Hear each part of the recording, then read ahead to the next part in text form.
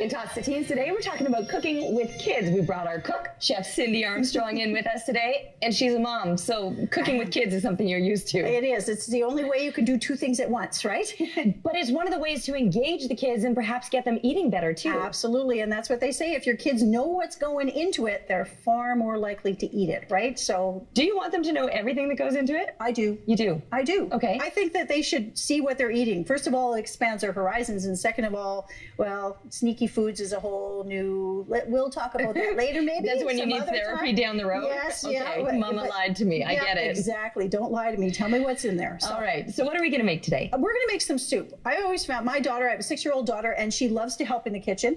And her favorite thing is to dump and stir. So I always do all the chopping with my big snazzy knife, and I keep her away from that.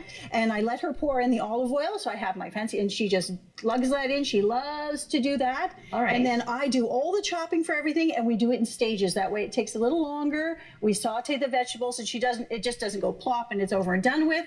It lasts a little bit longer. We have a nice big spoon for her, so she's not getting her hand near where it's hot. Right? Excellent. Okay. She stands on her little chair next to me, and we put the onions in, and I let her scoop everything up, and she dumps everything in, and then we wait until they're nice and soft, and she will saute those, and then we'll add the celery, and then we'll add the peppers, and she will just get to keep doing this until we're done. Sometimes we'll even add tomatoes from a can, let her open the can, dump those in as well. Now, is this a recipe, or is this kind of, it looks like something where you can use up what's left over in your fridge? Absolutely. We call this must-go soup. Must-go soup. Because everything that must go goes into the soup. Right? Okay. Must-go soup. Perfect. And that's the thing. I don't know about you, but when we go home, we buy everything. We put it in containers in the fridge like this. I chop it up ahead of time. So at the end of the week, when we're making soups and stews, it's like, okay, we got pieces of celery left from the celery bag and carrots left, and we got tomatoes and everything goes into the soup. All right. So, I mean, you've got all the vegetables put together here. More colors, even better for her, right? The more fun it is, the more she sees, the more fun it is to put into the soup, and the more likely she'll eat it, too. Okay, but right? The soup comes from more than that. Are you using a stock? What else goes into the soup besides Actually, the when vegetables? I'm making vegetables, we put spices in sometimes, okay. and I'll just let her pick what she wants. She knows what they all smell like now, so I'll pick out the 4 or 5 bottles that I would prefer go in there, and just take the lids off and let her put in what she wants.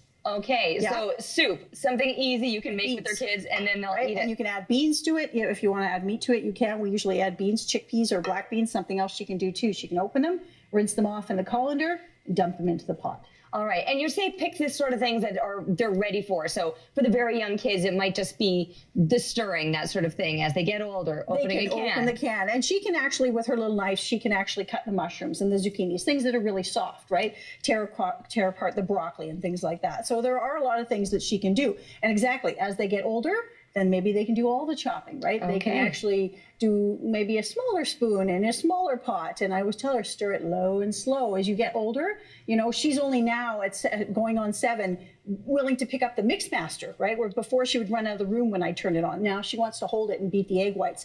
So you'll see the progression in them. Oh, maybe I'm not so scared of that now. Now I'll try that. And I'm hoping that by the time she's 10 or 11, heck, she'll be making dinner, right? There you go. One night a week, if we get her making dinner, it's a night off for me. You right? train them young, absolutely. So not only will she be doing some of the cooking, but she's also making the healthier choices. Exactly, and she's familiar, right? She's been seeing it. She knows how to prep it. She knows what it looks like. She comes to the grocery store. She knows how to buy it. So hopefully I'll turn another individual out into the world at some point that is reasonably, you know, effective in the kitchen. I love that. Yeah. Cindy, you've got great ideas. Bring those kids into the kitchen and get them cooking with you, and hopefully they'll be eating with you too.